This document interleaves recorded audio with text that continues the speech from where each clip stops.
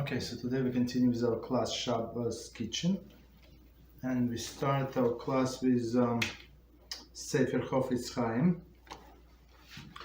And the big topic is the same. It is called Tailors for constructive purpose. Second slide.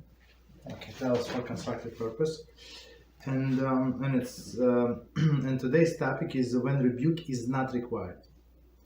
We have seen that at times reproof may be counterproductive and therefore out of place. Okay. There are several other factors which must be considered when determining whether or not it is necessary to approach an individual privately before speaking against him.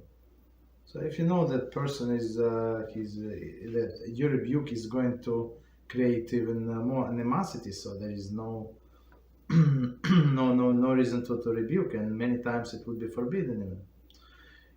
In case when an individual has regularly violated the given commandment, the means are being sought to encourage his repentance and to prevent others from following his ways. The need for reproof as a first step is obvious. Okay, so if he does not know, let's say, and he continues doing, so you have to reprove him, you have to stop him, tell them that it's not allowed.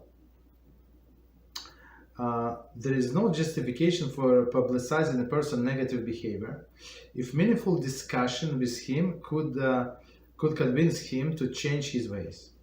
Okay. I mean, maybe he does not know, and maybe people around him doing this sin. So, and he feels like maybe it's not the sin, maybe it's normal, like whatever they do, right? I mean, that they don't pay such close attention because nobody told them. Right, so maybe he's going to change his ways, even if it is obvious that the person is not will not respond to rebuke. Failure to approach him directly before speaking about him could be misconstrued by others as insincere chanufa, flattery. I mean that you could have approached him, but you decided not to. Okay, so it's like chanufa, flattery. Maybe meaning that you want some favors maybe from this person. Flattery is approach where the speaker deliberately exhibits tolerance in the perpetrator's presence to gain his favor, exactly, while speaking negatively of him behind his back. That's the worst. Okay, so in his presence, he's very humble, very understanding, very tolerable, but behind his back, he's speaking lashon hara. Very bad. If, however, the person being discussed has harmed someone, and the person and purpose of publicizing his action is to correct the situation. So he harmed someone to correct the situation. One need not fear suspicion of insincerity. In such a case, rebuke would not be prerequisite unless there is reason to believe that it will achieve results. So maybe, I would say achieve result, maybe this person does not know what he did. 4:12, there is continuation, 1 second. 1 second. 352. Okay, so here continuation of what we just said. In the case of prospective business on marriage relationship, where certain aspect of the subject history cast doubt on the correctness of the proposed relationship, a rebuke would not affect matters and is therefore unnecessary. Even if a person would pledge to mend his ways, the other party would not have been warned of the possibility that he may return to his previous mode of behavior. Moreover, one should attempt to encourage a person to inform the other party of his past. Very interesting. Thus lessening the need to involvement of the third party. So, for example, in this case, when you know something from that person's past, if you approach him, I mean, Maybe he said I stopped doing it long time ago. Maybe, but maybe he's going to get to his old ways. So you have to actually warn the other side. Okay, so we start here. We continue Shabbos kitchen. We're close, very close to the end, and now big topic is so it's chapter number 30, and the big topic is instructing non-Jew to do Melachah. So, and we arrive to section number 5, and it says carrying or reheating food, food for Shabbos meals. Introduction. Carrying or reheating food. Let's see. Introduction. There is a mitzvah to eat 3 meals on Shabbos. Okay. In addition, the Halachos states that it is permitted to ask a non-Jew to do Melachah. There is rabbinic prohibition for the purpose of fulfillment of the mitzvah. So that's very important rule, right? So we can ask a non-Jew to do Melachah that is rabbinically prohibited to us, right? If it is for fulfilling mitzvah. Therefore, in order to arrange for basic items that one need for the Shabbos meal, see the list later in this chapter, page 360, okay, a few pages later. One may ask a non-Jew directly to do Melachah that is rabbinically forbidden. In this section, we will discuss those halachas pertaining to carrying and reheating the food. Okay. So let's see, very interesting. So some things we can ask. So let's see, B, section B. So A was introduction, B. Which melachas may the non-Jew perform for the Shabbos meals? Number 1, carrying. It is permitted to ask a non-Jew to bring missing basic items from the neighbor's home, even where there is no Eruv. This holds true where carrying is only rabbinic prohibition, which, as we will see, is general case. A significant number of authority ruled that an area that serves a population of fewer than 600,000 people is considered carbonless, where it's only only forbidden by rabbinic decree to carry, rather than rishus harabim, where they're forbidden by biblical decree to carry.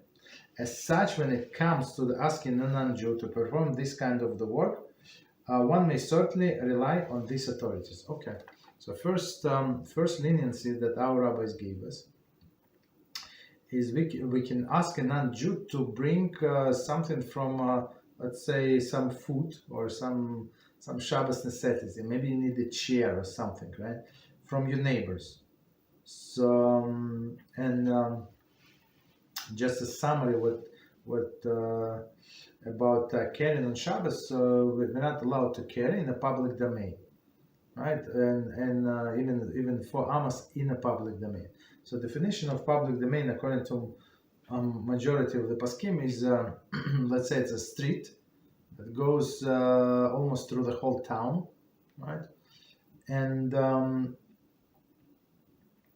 it has 600,000 people walking, right, on this street during one day. I guess maybe 24 hours. So this would be considered public domain, right? Rishus harabim, and you would not be allowed to carry there by biblical decree. So I don't know too many places like that. There are places that doubtful. We have few like one parkway here where we live, Ocean Parkway, when a lot of big traffic. We also have a highway when a lot of cars are passing every second there, and there are many people are walking on this parkway. And according to many poskim, it's doubtful. Maybe there is even 600,000 people. Maybe, I don't know. I didn't count, but there is possibility. So that's why they would not allow to build an Eruv in this area. It's very interesting. Maybe in a city of Manhattan, Fifth Avenue, maybe somewhere in Los Angeles, I don't know, maybe big capitals. I'm sure that there are many main streets but especially where tourists go, like big buses, stuff like that. So that would have 600,000. But below that, in most of the cases, it's forbidden to carry only by rabbinic decree, and this area is called Carmelis. Right, so they say, since, for example, your local street, right, your local street, so your friends living on the next block, of course 600,000 people maybe that don't pass there in 10 years, maybe not even then, right? So of course it is a karma, it's rabbinically forbidden, so you can ask non-Jew to carry food for you. Okay, that's the thing.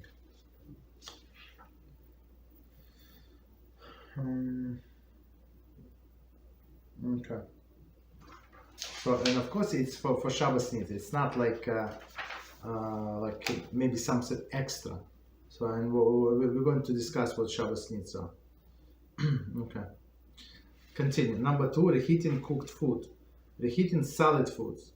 Although one may not reheat a fully cooked food that contain no liquid by placing it directly on a flame, see chapter 4. One may ask a non-Jew to place it on existing flame, provided it is the basic foods listed on page 360. So we're going to get to it.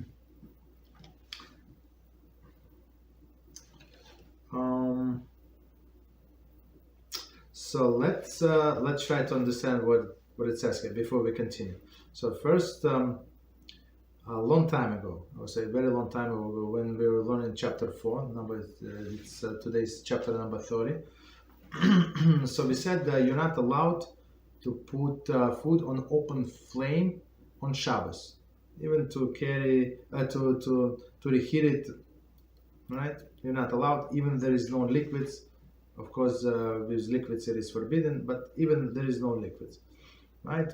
Of course, if it was covered by Blech, and you say you put inverted vessel on top of this inverted vessel, and your food was in the beginning of the Shabbos, so when Shabbos started you had food there on the Blech, then you can return. We said that. So now we say that a person can, so of course it's rabbinic decree because you're not cooking, right? You're not cooking. It was cooked. We're talking about food that 100% cooked. That's the first, even for reheating, that's the first requirement, that food is 100% ready. So it says one may ask non-Jew to place it on an existing flame, so even without Blech, provided it is from basic foods listed in page 360. Okay. However, one asks a non-Jew to place a non-essential items that is not from the basic list of Shabbos foods on a flame on Shabbos. The food may not be eaten until after the item has cooled off, so as not to benefit from forbidden action. This ruling holds true even a non-Jewish performed act on his own accord. So let's try to understand what it says here. So it says, so if this non-Jew, right, if we ask him or did not ask him, meaning if he knows that it would make us happy, right, and we will thank him a million times, right, for whatever we do, it's like we asked him. Like maybe one time, if he did not know, he did accidentally this and that, that's understandable. But the second time, if he did it, even without asking us, of course, it was not accidental, and he did it purposely, and we cannot eat this food. So if it's not of the essential food. So essential food, we're going to see the list, but it's very, very basic things to enjoy Shabbos. Others, like all of the extra, we can survive without, for sure. Okay, just 1 second, let me see if okay, so basically if he did it anyway, or if he asked him to warm up some non-essential food, so what should we do? We have to wait until it completely cools off, So meaning, so we don't derive any benefit from this forbidden action because it was forbidden to us, and it is forbidden to him, right? So because sages were very clear about essential food, and those food is not essential. Okay, continue. Reheating liquid foods. The term liquid food includes not only all liquids, for example, soup, tea, right? But also food with a liquid in them. For example, soupy cholent, as discussed in chapter 2, very long time ago. According to many poskim, one who would transgress Melachah deraisa when reheating previously cooked liquid foods after it cooled down, right? After it cooled down. Okay, so before we continue, let's try to understand. When we were learning about reheating foods on Shabbos, we said that we can only reheat the foods that are completely cooked. It's a first condition, and second condition was that there is no liquid.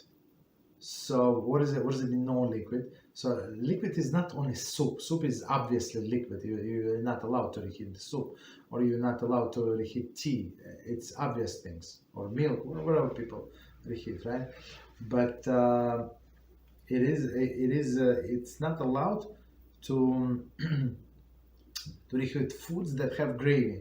For example, you have chicken and some gravy, so would not be allowed. So but some chicken you can do without liquid at all, right? So, but it is still some what is it, condensate, right? There's some water on top of the lid. So before you reheat, you have to shake off the lid, shake off all of this extra water, because it was in the refrigerator, of course. It's always some water on top, right? Perspiration, right? And then you wipe with a napkin, throw out the napkin, so to make sure that there is no liquid at all. So you're not cooking the liquid, because, as we just said, according to many poskim, not all, but many poskim, it's deraisa, Melachah deraisa.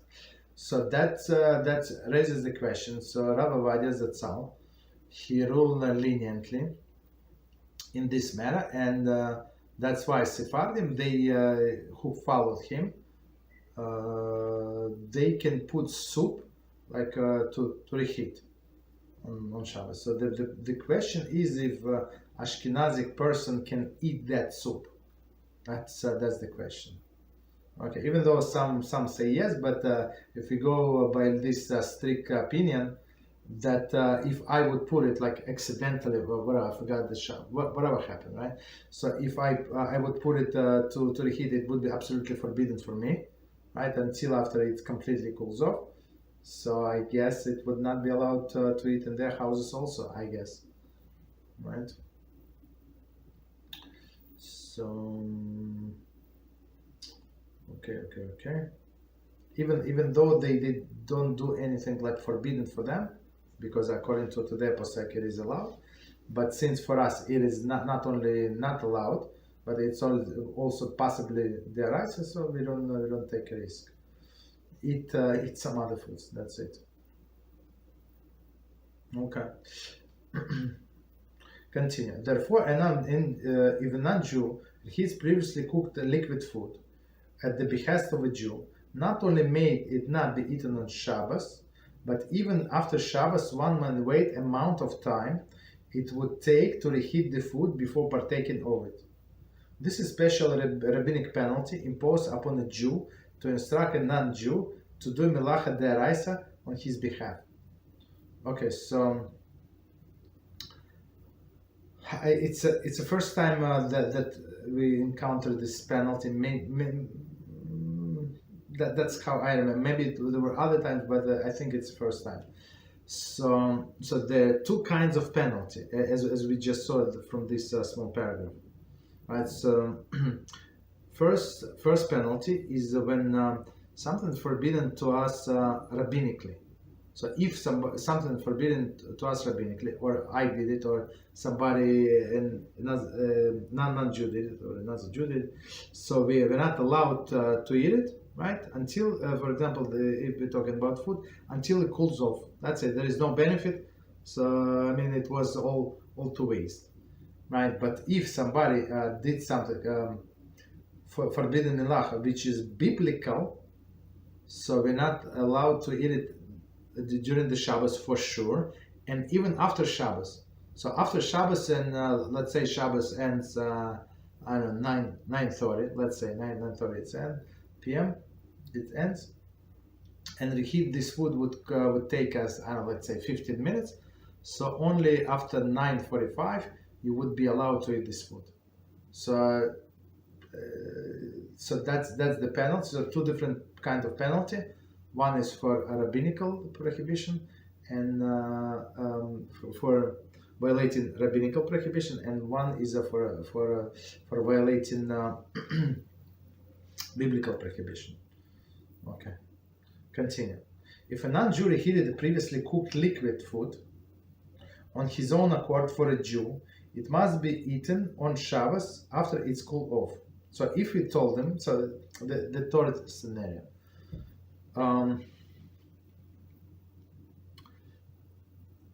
So the first two, it was when we asked, right? When we asked him to do so, right? The third scenario, if a non-Jew reheated previously cooked food on his own accord for a Jew. I mean, we did not ask him, but he decided that it's better when he would warm it up. It may be eaten on Shabbos after he cools off. So we did not tell him. Okay. If the liquid was still warm, when a non-Jew put it on fire, even if he reheated in the behest of the Jew may eat the food even while it is hot. So that's a fourth scenario here. So what does it mean? We're not when we say you're not allowed to reheat the liquids. It's only when the liquid, for example, you took the pot of the food, like let's say before Shabbos, right? With a soup pot, with a soup, you put it in your refrigerator. Or even if it was on Blech, let's put it give an even better example. It was in a Blech on the beginning of Shabbos, and you ate this soup Friday night. There is no problem. You can eat soup on Friday night. Sometimes you do, and then you put this pot into refrigerator, and the next morning, according to what we just explained, you're not allowed to put it on to warm up. Why? Because it's liquid and it's cooled off, right? But let's say this pot was on a Blech the whole night, overnight, right? Now you want to serve this soup. Now you want to serve this soup to your guests. So you can serve your food, and while it's still hot or even warm, so you can still put it back on the Blech. There is no problem. And we said what does it mean to warm? That most of the people would consider that it's still edible. So, for example, I would say most of the people would not eat cold food, cold soup. Right? Soup usually it should be hot, or at least like normal warm. So if it cool down below this warm temperature that most of the people would consider warm, so that's already not good. Okay. So not good meaning that you're not allowed to warm it up. But while it's still warm and you want to make it hotter, there is no problem. So that's what he's talking about here exactly. So meaning what? That if this non-Jew put, so we did not ask him, right? So he put this liquid, let's say soup, on a Blech while it is still warm, right? So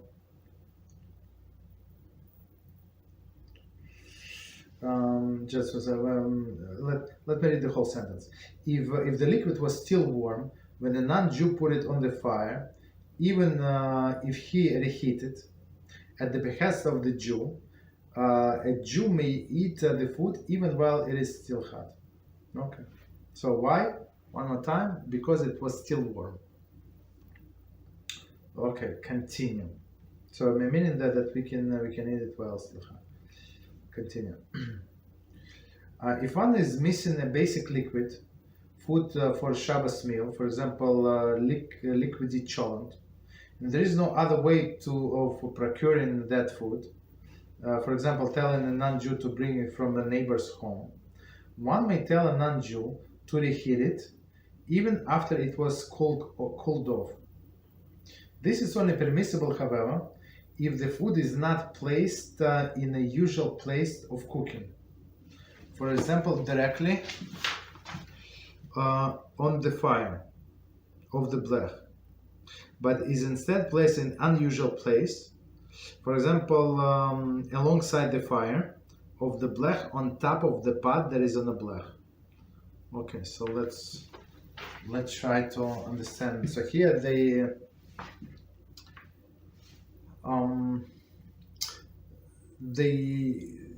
give a more lenient opinion, and I'm going to explain why. Because as we said, according to most of the paskim, right, but not all. So in case of the great need, and plus it's let's say the only hot food that they're going to have, this liquidy cholent. One second. And there is no other way to get it from anywhere else. So we can ask a non-Jew to reheat it, right? And how do you reheat it, right? It says even after completely cooled off. So I would say it's a big exception compared to what we said before, and according to what we said before, and according to what we learned before. And this is only permissible, however, the food is not placed in the usual place of cooking. So directly over the fire of the blech. So and just to remind us what we said about the blech. So let's say you have a cooking top, stove top, right? And you have 4 burners. So you put this blech, this metal sheet, and you cover all of them.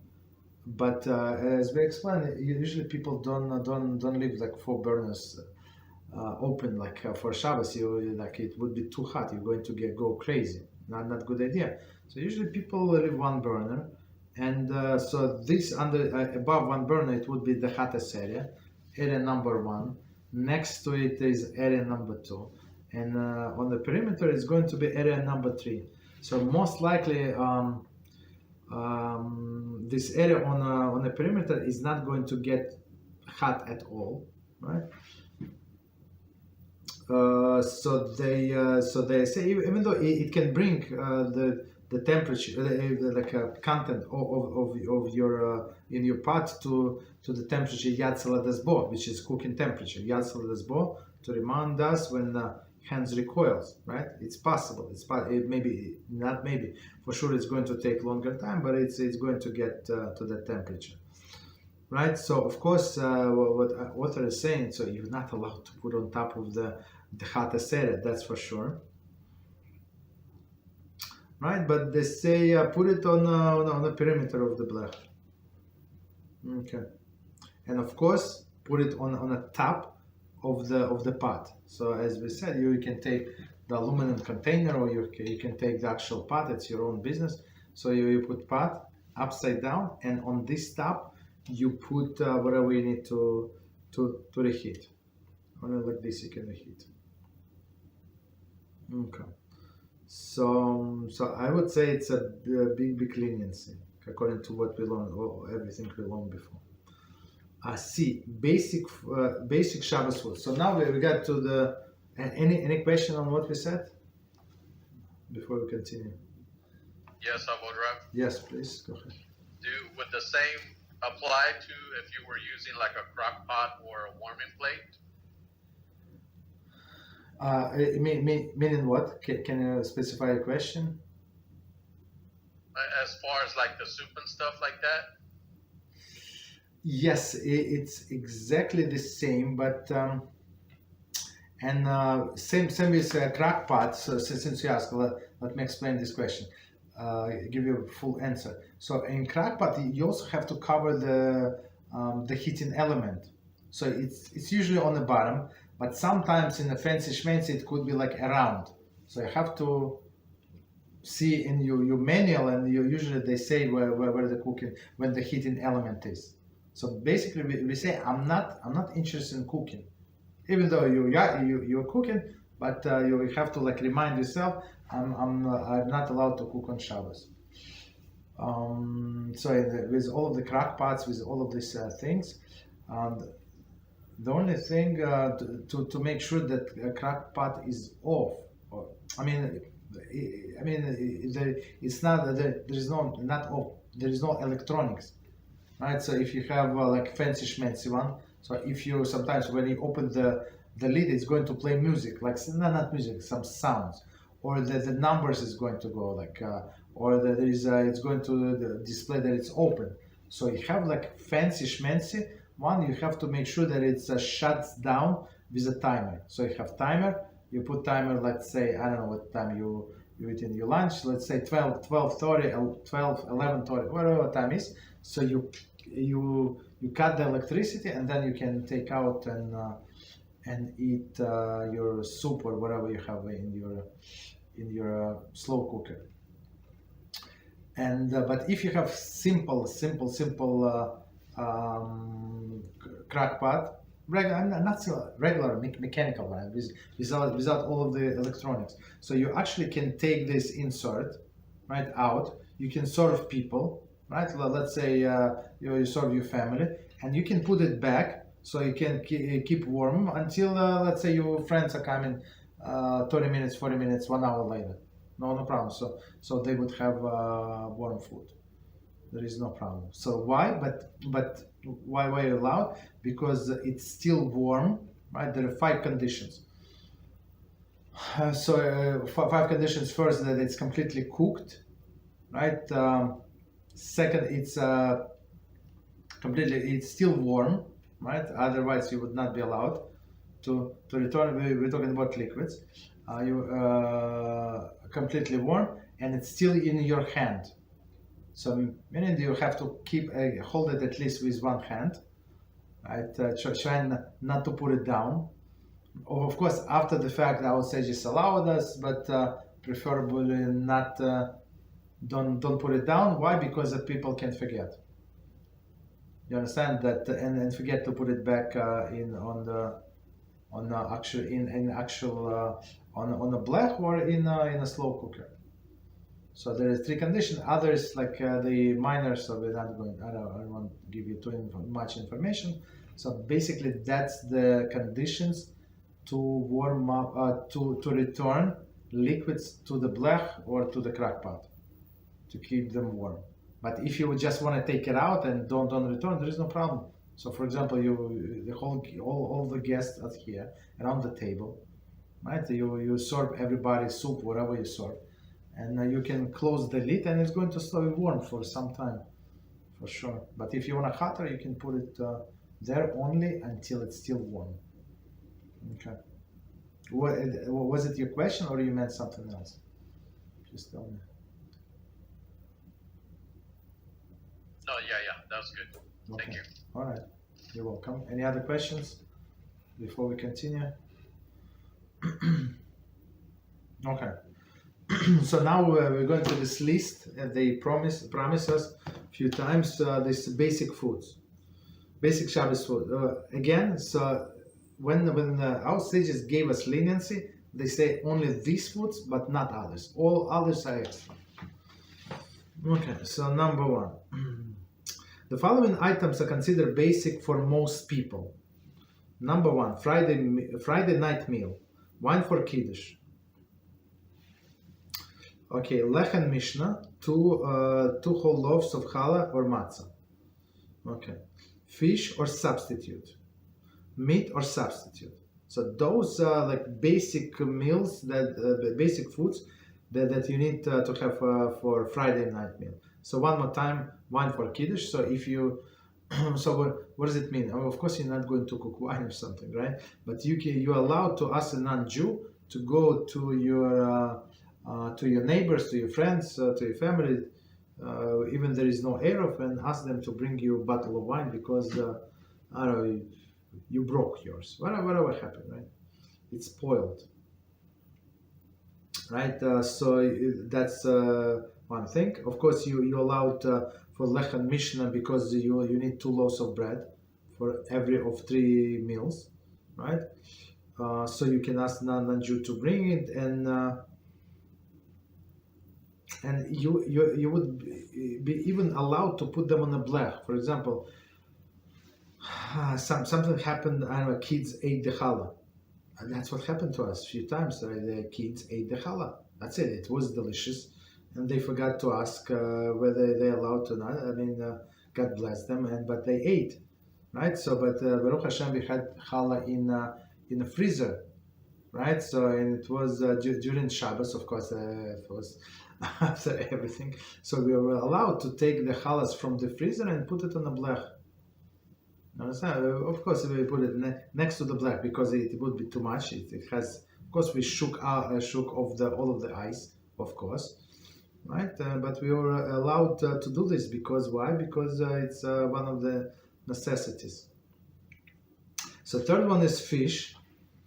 So in this case, for example, as we said, you can ask non-Jew to warm it up or bring from somewhere. For example, it's a fried fish. I don't know what fish you must eat warm. I'm not sure. Most of the fish, I think you can eat cold. I think, but okay, maybe there's some preferences. Okay, no problem. And meat, right? So meat, of course, you can ask non-Jew to warm it up. Okay. Or bring from another place. Okay. So and we said remember what meat. So there are 2 types. When we cook for Shabbos, it's a little different subject, but just in general subject. So when you cook for Shabbos, there are two types of foods, right? One with liquid, one without the liquid. If you want to eat one with liquid on the next day, so put it in a slow cooker. There is no other way. Or sometimes you have this cast iron, cast iron utensils, right? And it's so like thick. The walls are so thick, so it can stay on a blech overnight, and it's not going to spoil the food. It's almost like slow cooker, right? Exactly the same. You can leave there soup, and it's going to stay, and it's not going to spoil. Perfect. You can eat so if you're planning to eat something with liquid, make sure it's going to be in a slow cooker or on a blech the whole day, the whole night until you cook, right? But if it is dry, so like broiled chicken, right? No liquid, no gravy, nothing. So in this case, you would be able to warm up even cold, right? Of course, you can warm up all of the rice or something, right? Buckwheat or whatever you eat, there is no problem. You can warm up even because there is no liquid in there; they're absolutely dry, so you can warm up on Shabbos. Okay, so that's Friday night. Number 2, Shabbos morning meal. So, of course, the same wine for Kiddush. Lechem Mishnah, meaning 2 breads. Fish, eggs, and cholent. Cholent is, why is cholent? Because it's hot. Or similar things to cholent. Okay. Eggs, many people eat eggs. We personally don't eat eggs, but in some tradition there is like strong tradition to eat eggs, and some people even put egg in a cholent. I don't know. Okay, whatever they eat. Okay. And number 3, shalosh seudas. So the third meal that we eat in the afternoon on Shabbos days. So there are only two things, right? Of course, wine, we don't drink wine. Okay, you can drink wine, but it's not necessity. Me personally, I never ever drank wine for shalosh seudas. Okay, but breads for sure, like a Mishnah, 2 breads, and fish or substitute. So whatever you need, one dish is enough, right? Okay. Any questions on what we said? Okay, so then let's continue. However, the following items are generally not considered essential for the Shabbos meal, and therefore one may not instruct a non-Jew to do forbidden acts to acquire them. These items: kugel, of course. I mean, you can do without kugel. You have bread, soup, salads, drinks, and desserts. So of course, I mean, if you need some drink, if you don't have anything at all, it's a different story. I mean, the person needs to drink some, but usually there is water and hot water. You can make I don't know, some hot drinks. You can make coffee, this or that. There is no problem. Okay. And some people, I saw that they do they have this instant tea. Like you can do iced tea, right? Or you can do hot tea. There is no problem. So you can same as instant coffee. They have instant tea. That's what they drink. I mean, there is no problem. Continue. If so, it basically it is a powder, and you have hot water, so you get yourself drink. So there is no need to ask a non-Jew to get you something. If, however, a non-Jew already carried these items to where the meal is taking place, it is permitted for a Jew to benefit from them, since it is possible that the Jew to obtain these items by going to this location and benefiting from them there in permitted manner. So a very interesting explanation. But we did not ask this non-Jew, but he brought it on his own accord, so we are allowed to eat it. Why we are allowed to eat it? It's a very interesting explanation. So technically we can go to that place, to our neighbors, and eat the salads or whatever there. But lechatchila, like in the beginning, like the proper way, do not ask. Okay. Summary. If one is missing a basic food item, one may directly ask a non-Jew to carry it from another home, even when there is no Eruv. So these foods we just mentioned. Additionally, one may ask a non-Jew to heat up fully cooked solid food, as we said, which is a basic item, by placing it on an existing flame. So as we said, so he has a big leniency. No, it's so the flame is not covered on existing flame. Okay, he cannot start the flame, but on existing flame he can. Continue. If there is no other way to procuring basic liquid item, for example, by getting it from the neighbor's home, one may ask a non-Jew to reheat it by placing alongside the fire or on top of the pot that is on a fire, but not on the fire itself, as we explained on the Blech, but not right above the fire, but in the next zone. So there are three zones. One is a zone is like the one directly on top. Second zone is like right next to it, and the third is like perimeter, very far away. Continue. None of the above allowance apply to non-essential food items. So if it's some extra, you want to warm up rice, so it's not part of this. So you can eat actually cold rice. Okay, there's no problem with other things. Or cold noodles. There's no problem. People eat cold noodles. Okay, so continue. Part number 6. Tell a non-Jew to do Melachah during Bein HaShemashos. Okay. So just to remind us, so Bein HaShemashos is a period from sunset until the nightfall. Okay, so and we said it's doubtful, we don't know whether it's day or it's night. Okay, so introduction. At times of the Bein HaShemashos, see below for explanation, one may tell non-Jew to do even biblical prohibition for any of the following purposes. So even biblical, but since it is for a great Shabbos need, or we're going to see, right? And it is doubtful, so maybe. So I'm not doing it myself, but it's still day, right? So we can ask non-Jew. So let's see. For following purposes: number 1, Shabbos needs. Number 2, mitzvah needs. Number 3, emotional needs. Number 4, physical needs. Number 5, avoiding significant financial loss. We actually covered this same list in another topic, but let's see. A non-Jew may be asked to do Melachah during Bein HaShemashos, even if a Jew already accepted Shabbos upon himself. Okay, so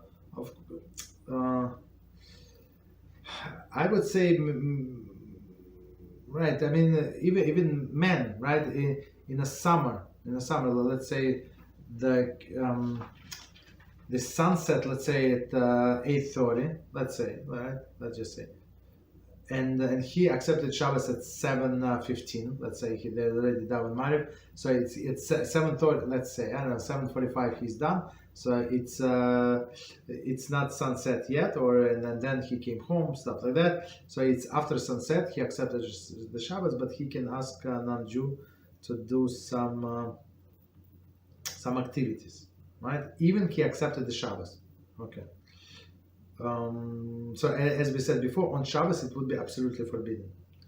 However, the Melachah must be completed before the end of the Bein HaShemashos period, so before the nightfall for sure.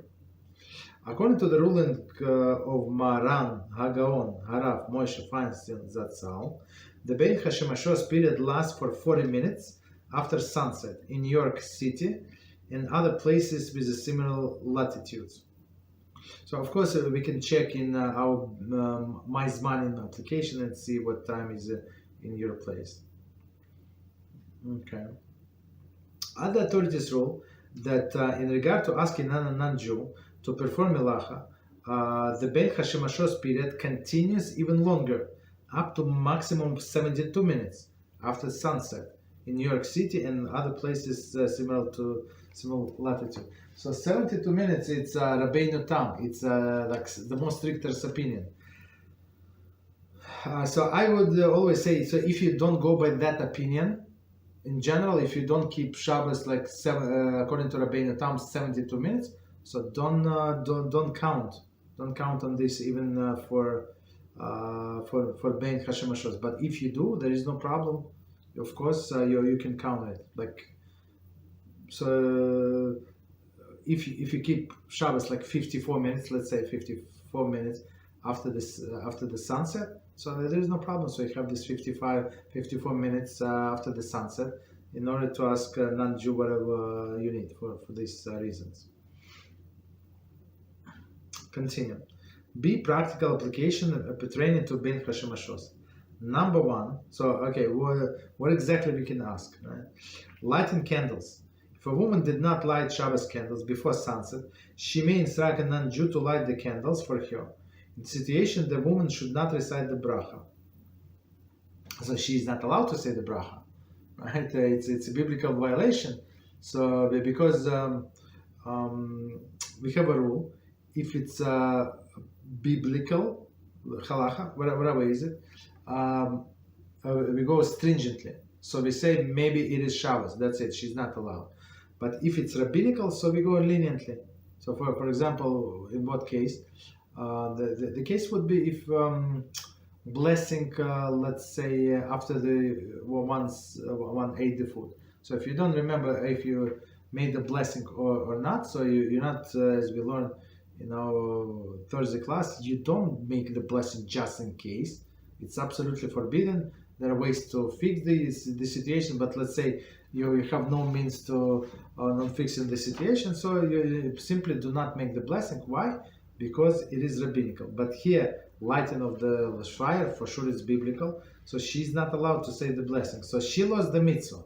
That's it. But at least it would not be embarrassing, let's say, I don't know, wherever she was tending to a baby and baby was sick, this and that, 1.5 million reasons what could happen, and guests are coming. So now guests are going to come, right? And her sister-in-law is coming, right?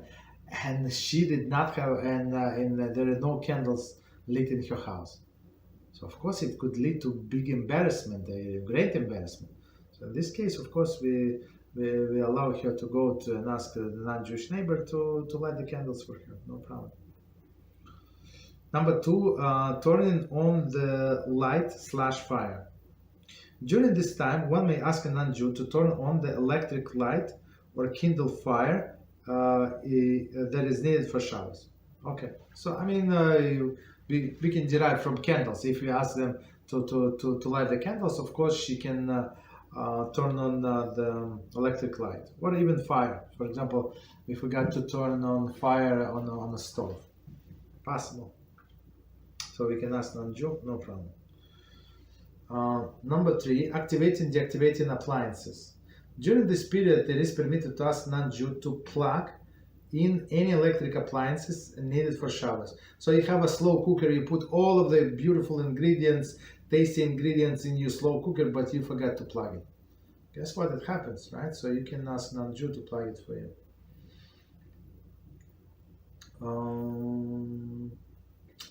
So one more time, during the period it is permitted to ask non-Jew to plug in any electric appliance needed for Shabbos use, or activate the Shabbos mode on necessary appliance. So, for example, you have a stove, and in a stove you have a Shabbos mode, or you have a refrigerator.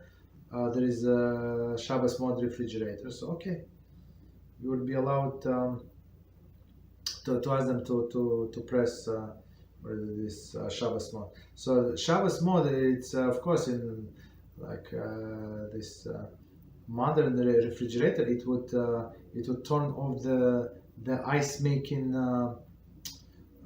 capability, right? So you can actually press the thing, you can get ice because it is mechanical. There is no electricity there. But even if you take a lot of ice, so it's not going to like turn on automatically like making ice. Because why? Because it's again it is what you call it. It is a Shabbos mode. So, and some other things you can do. Of course, the water. If you're allowed to take water, I'm not sure. I'm not sure 100% how this Shabbos mode works. So let's put it on hold. So number 4. Okay, no, we didn't finish that. If someone inadvertently left on an oven or a stove, he may ask a non-Jew to turn it off during this time period. Okay, or opposite. You can ask to turn on or turn it off. Of course, it is not allowed to Jew because it's a separate Melachah of extinguishing a fire. Not allowed. But you can ask non-Jew. Number 4, turning off refrigerator light, as we spoke about some time ago, like about the refrigerator light. So otherwise you would not be allowed to open up refrigerator. So that's a big problem. A non-Jew may turn off or remove a refrigerator light. Likewise, he may deactivate any other electric gadgets. For example, a fan in the refrigerator during Bein HaShemashos. So this fan, I don't remember what it say. I think it's like modern, like in more modern refrigerators. So I mean, for efficiency, it's like it's for better circulation. Okay. So I have simple refrigerator. It does not have fan. I mean, of course, the cold air is pushed somehow, but it's pushed from inside. There is no fan like in the refrigerator itself that you can deactivate. Number 5, yahrzeit candles. One may ask a non-Jew to light a yahrzeit candle during Bein HaShemashos. So it's for people, it's very like emotional need. Yahrzeit, it's anniversary of passing, I'd say, of his mother, father, brother, and God forbid other close relatives. I don't want to say, right? So of course,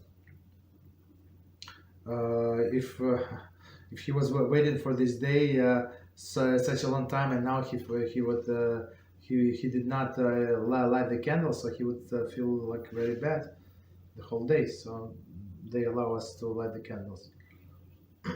This candle. Continue buying food. During Bein HaShemashos, one may tell a non-Jew to buy a food item if that food item will bring on Shabbos. So enjoyment of Shabbos. I don't know, whatever they need, cookies, whatever they need. Continue. Number 7. Of course, I mean, this would be allowed, I guess, I guess only in a big city when you just step out and you have a store. But if you have to drive somewhere like 20 minutes to Walmart or wherever you go, so forget it. It's you're not allowed to ask him. Number 7, boiling water. If one forgot to boil water before Shabbos, and the water is needed for Shabbos, he's permitted to tell non-Jew to boil water during this time period.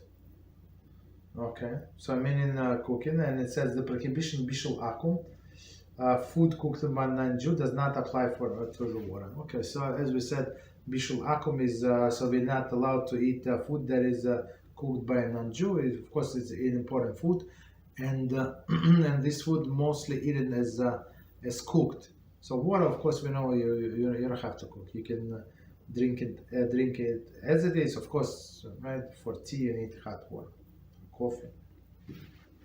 Continue. Number 8, carrying on Shabbos. If person needs an item carried to a different place, he may ask a non-Jew to carry it for him during Bein HaShemashos. Okay. No problem. Continue. Part number 7. Bein cleaning help on Shabbos. And Jew is not allowed to pay non-Jew on Shabbos. It is not even permitted to merely tell or show the non-Jew where the money is kept and let him remove the money himself. It is, however, permitted to pay a non-Jew before Shabbos for the work that he will do on Shabbos. Additionally, it is permitted to tell him or show him where the money is before Shabbos, so that he can take it on Shabbos when he finishes his work.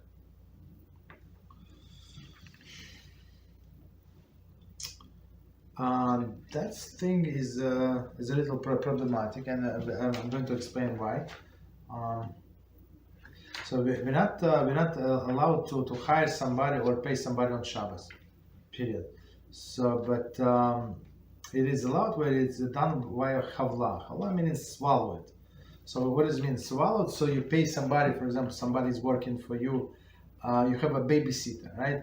And this babysitter babysits for you 5 days a week, let's say, and on Shabbos. So you pay this person bulk sum, whatever is it. So and it's including Shabbos. There is no problem. But to pay separately for Shabbos, it is a problem, right? So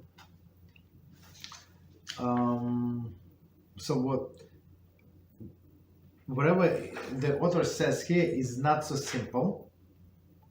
So he said paying cleaning help on Shabbos. So maybe this I would say that my understanding is just for work on Shabbos it's not allowed. So for example, you have a waiters, right? You have some kind of event, and you have bar mitzvah, whatever you have, and the waiters came on Shabbos. And they did whatever they did, but and you, of course, you pay them. You had the meal on Shabbos morning, let's say, right? But before the meal on Shabbos morning, they have to bring everything before Shabbos morning, and they have to set up at Friday night. They come, they set up the table, put all the plates, and prepare stuff like that. So all of these beautiful things. You have to bring all of this, right? So you're paying them for the job that they did before Shabbos, the first setting up tables. You pay them, I don't know, $200, let's say, per person. Let's say, I'm just making it up. But when and then they come for free, right? And work for Shabbos on Shabbos for free. Or you can look at it from this perspective. Or you can look at it from a perspective, that it is one job, continuing job from Friday night until Shabbos day, and after the Shabbos, of course, they come and they clean up and they take their plates and this mobile ovens and stuff like that, all the utensils, whatever they need to take, they take after Shabbos, right? So there is no problem whatsoever. So you pay them whatever work they did before Shabbos and after Shabbos. That's the swallow, they call it swallowed income. There is no problem. But what he said, I'm not so sure how is it. I mean, I would say it just he made it like shorter, but he's not allowed to pay on Shabbos for a job that done on Shabbos only. So, but I guess it's swallowed. It's this clean help work on different days also. That's what I guess. Okay. Number 8, cleaning help driving on Shabbos. One may hire cleaning help to come clean in his house on Shabbos, even if the help is coming from a different neighborhood and will have to drive on Shabbos to get to his place of employment. The driving is not being done on behalf of a Jewish employer, but for a non-Jewish employee's own benefit. However, if a non-Jew is paid for his travel time, the commute is considered part of the work, and this poses a problem if he comes on Shabbos. So here's a beautiful insight, very interesting. So let's say this cleaning help live in another neighborhood, right? And they have to drive. So I mean, it's their own business. I pay them for a job, right? So they can stay outside the whole night, but or they can go to different city, to hotel. I don't know. They can do whatever they want. I did not tell them to drive, but if I pay them to drive, so meaning, for example, where we live, somebody like if somebody does not make much money, some home attendants or whatever, some like low-income people. So it's a custom to pay for their transportation. It's not a lot, but still for them it's a lot. So it's custom to compensate them, right? Sometimes you would pay them for car service, stuff like that. So right. So in this case, he said that's a big problem. So if you're paying for that time or for that transportation, so it looks like this person is working for you while they're traveling. That's the issue. Number 9, and we stop here. Others applications. There are other instances in which one may ask a non-Jew to perform Melachah. These are delineated in the following chapters. So we're going to get. For the laws regarding the opening bottles and packages, see chapter 21. For the laws regarding turning on off hot water faucets, see chapter 23. For the laws regarding moving muktzah items, see chapter 28. So okay. So we can stop here, and we have only one chapter left in this book, which is preparing for the weekday. Okay. So any questions on any topic? Go ahead. Rabbi, I have a question. So when you take a pot off the block, isn't it required? I apologize. Could you speak closer to microphone, because it's like a sound very distant. Sorry. Yeah, can you hear me? Can you hear me better? Yeah, much better. Okay, so when you take a pot off the block, aren't you required to hold on to it and not let go, even while serving it, in order to place it back on the block? Yes. Yeah, that's what I said. It's a third condition that I mentioned. Yes. So the first condition was I don't want to overburn it, but you have to have intention to put it back.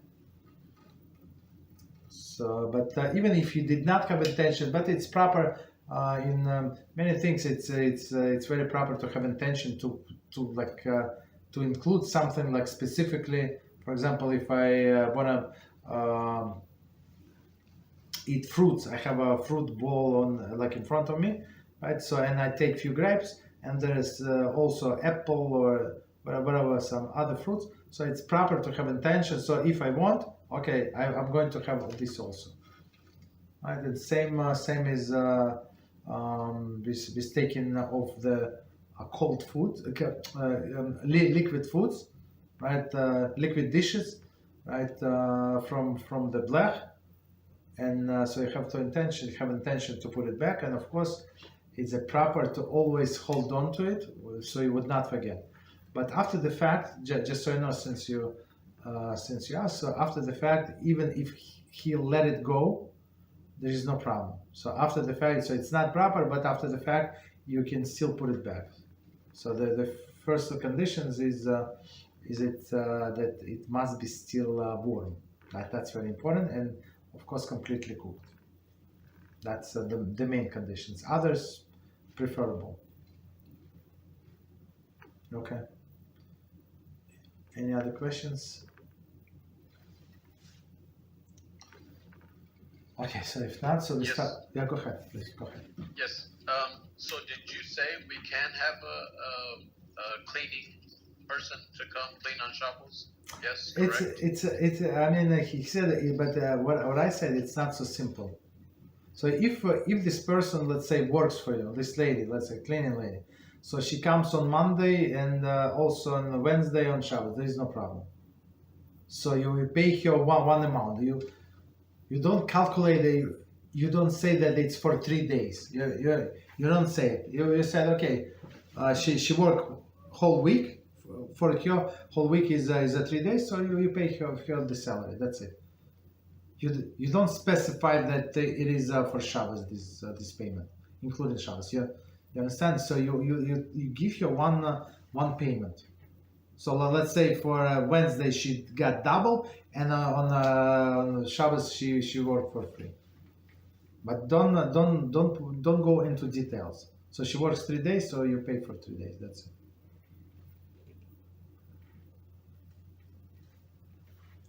Understand? Any other questions?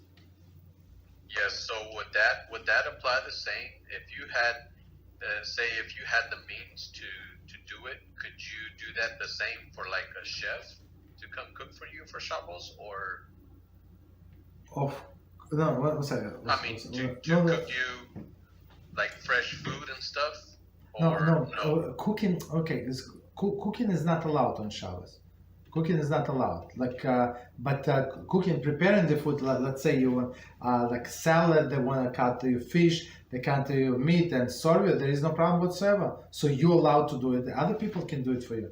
Absolutely, that's what they say. I mean, if you have a big party, like 50 people, how exactly 100 people, 500 people, how exactly are you going to prepare all of this food?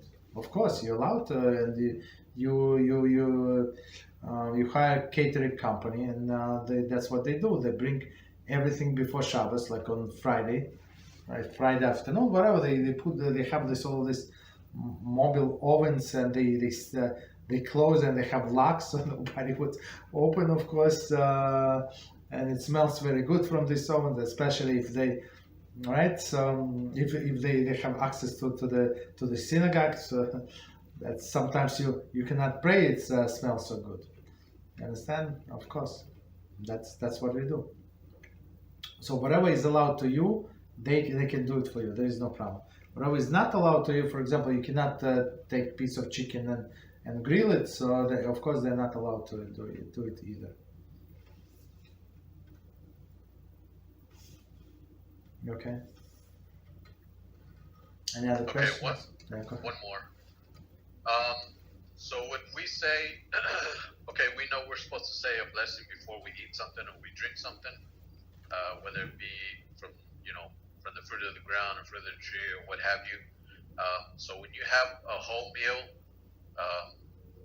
when you have your appetizers, your entree, a full course meal,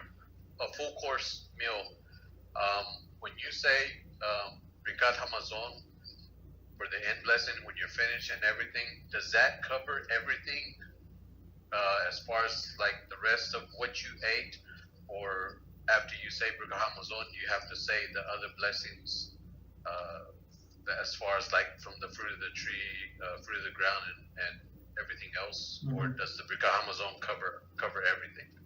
Okay, so the birkat hamazon actually covers everything, even the things that you were actually required to say separate blessing.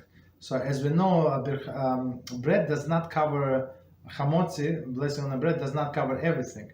For example, it does not cover wine. So since the wine is such an important food or drink, let's say we call it drink, so it's not covered by blessing on the bread. Or as you said, all of these desserts, beautiful fruits of the tree, as you said, they're not covered. So I want to eat grapes. They're not covered. It's not part of the regular meal. Or I want to eat olives. Olives are also not part of the regular meal. What else? or I want to eat cake and then or I want to ice cream. So about ice cream, so according to some poskim, they say there is a liquid, but we hold there is a solid food that we do say blessing before eating ice cream. So, but those who hold there is a liquid, so all of the liquids, whatever liquids you drink during the meal are covered by the blessing on the bread. They can be, I don't know, tea, coffee, juices, all of this, all of these beautiful things, all of them covered, except wine, right? And for those who consider ice cream is a liquid, so it's also covered. But for us, we don't count on that. We go by poskim who said it's a solid food, and it's not covered. So even though you are required to say before blessing, before eating those foods, after blessing, all covered by birkat hamazon. That's it. You just say birkat hamazon. Nothing else is needed, right? But the case would be different if you did not have bread.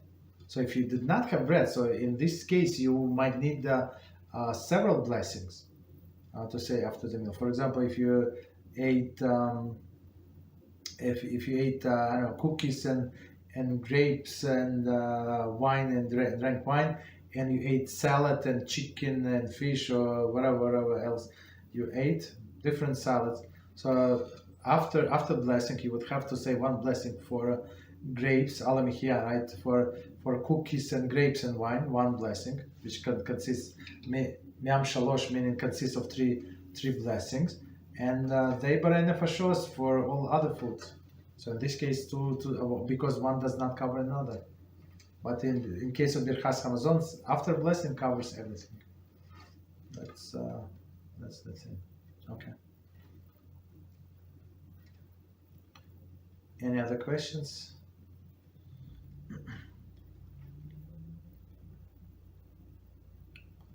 Okay, so if not, so we stop here. As HaShem. So we're on the last chapter of the book. So until tomorrow, tomorrow we're doing Kitzur Shulchan Aruch. Good night. Thank you very much.